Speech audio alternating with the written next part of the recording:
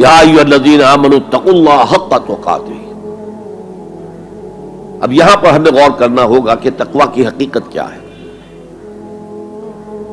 اگرچہ ہم آیت البر کے آخر میں پڑھ چکے ہیں اولئک الذین صدقوا واولئک هم المتقون،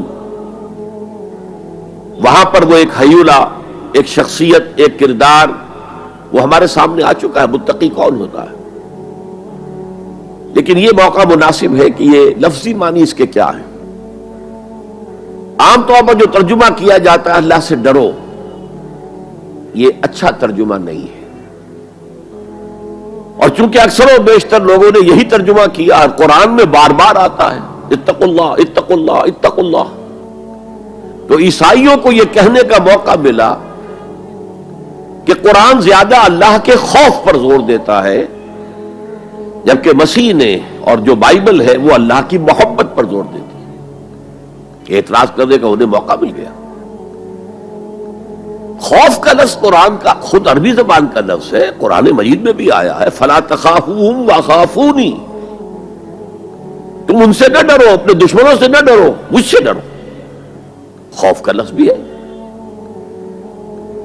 یخافون یوما تتقلب فیہ القلوب والابصار، وہ ڈرتے رہتے ہیں اس دن کے تصور سے جس دن کے نگاہیں اور دل الٹ جائیں گے، قیامت کا دن، حشر کا دن۔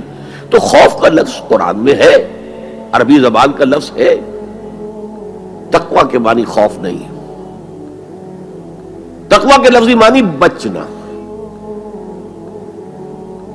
دیکھیے وقا یقی وقایتن، اسے کہتے ثلاثی مجرد، اس میں معنی ہے وقا یقی وقایتن کے کسی کو بچانا، اور آپ بڑی آسانی سے یاد رکھ سکیں گے کہ جو ہماری دعا ہے، جو سورہ بقرہ میں حج کی دعاؤں کے ضمن میں اہم ترین دعا کی حیثیت سے مذکور ہے، ربنا آتنا فی الدنیا حسنۃ وفی الآخرۃ حسنۃ وقنا عذاب النار، وقنا عذاب النار، اے اللہ ہمیں بچا آگ کے عذاب سے۔ تو وقا یقی وقایتن کے معنی ہے کسی کو بچانا۔ باب افتعال میں یہ بنا ابتقا، اور واو اور تا یہ جڑ گئے، اتقا اتقا۔ اتقا معنی خود بچنا، بچنا اللہ کی نافرمانی سے، بچنا اللہ کی ناراضگی سے۔ ایک بچنا آؤٹ آف لو ہوتا ہے، out of reverence, out of respect. ایک سلیم الفطرت بیٹا چاہے گا کہ میں کوئی ایسی حرکت نہ کروں کہ میرے والد کو اس سے دکھ پہنچے، یہ بھی بچنا ہے۔ ظاہر بات ہے کہ والد کا خوف نہیں ہے اسے، یہ اس کی روش آؤٹ آف لو ہے۔ والذین آمنوا اشد حبا للہ، جو لوگ صاحب ایمان ہیں وہ شدید ترین محبت کرتے ہیں اللہ کے ساتھ۔ بلکہ ہم نے جو حقیقت جہاد کا مضمون جو ہے اس پر غور کیا، اس کے ضمن میں ایک آیت جو بڑی عظیم آیات میں سے قرآن کے، قُلْ إِنْ كَانَ آبَاؤُكُمْ وَأَبْنَاؤُكُمْ وَإِخْوَانُكُمْ وَأَزْوَاجُكُمْ وَعَشِيرَتُكُمْ وَأَمْوَالٌ اقْتَرَفْتُمُوهَا وَتِجَارَةٌ تَخْشَوْنَ كَسَادَهَا وَمَسَاكِنُ تَرْضَوْنَهَا أَحَبَّ إِلَيْكُم مِّنَ اللَّهِ وَرَسُولِهِ وَجِهَادٍ فِي سَبِيلِهِ فَتَرَبَّصُوا حَتَّىٰ يَأْتِيَ اللَّهُ بِأَمْرِهِ وَاللَّهُ لَا يَهْدِي الْقَوْمَ الْفَاسِقِينَ۔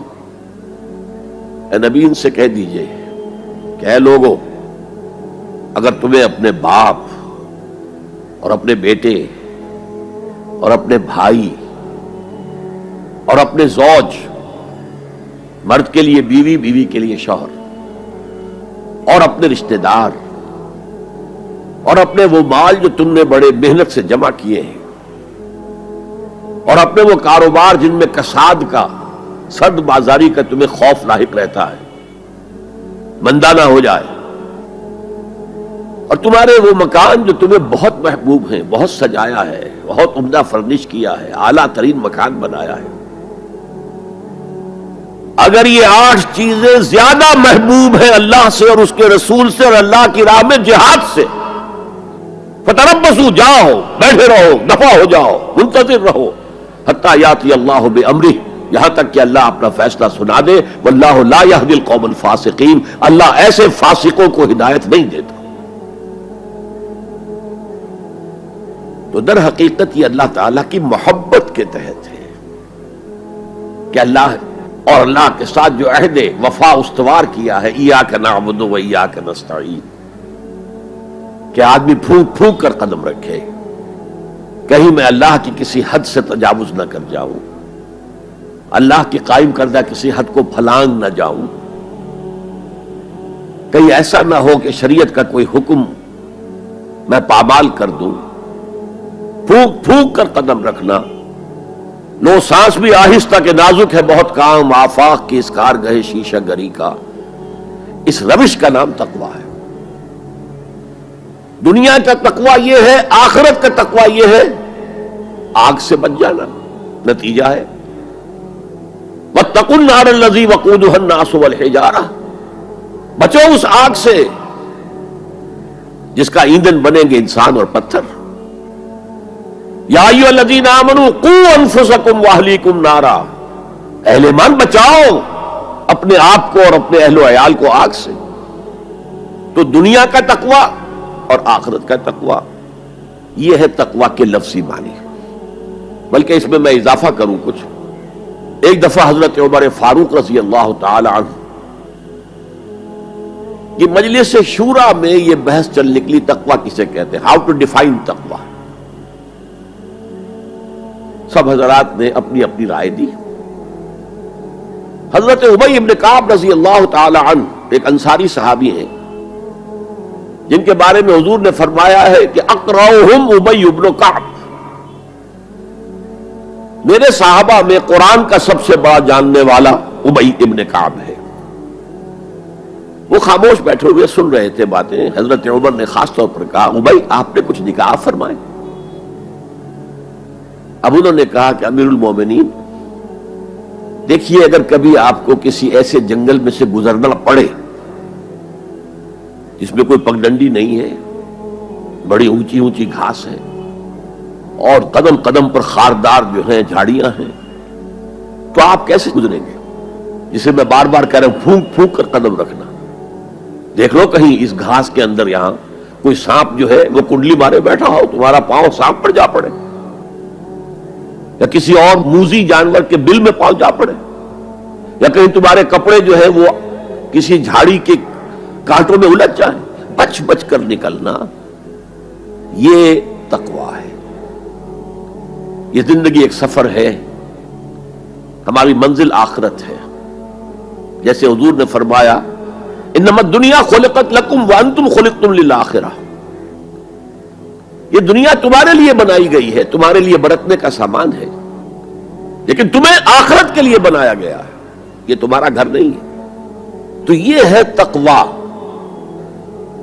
اور تقویٰ کی تعلیم قرآن مجید میں اتنی شد و مد کے ساتھ آئی ہے، اتنی شد و مد کے ساتھ آئی ہے، ایک ایک آیت میں دو مرتبہ.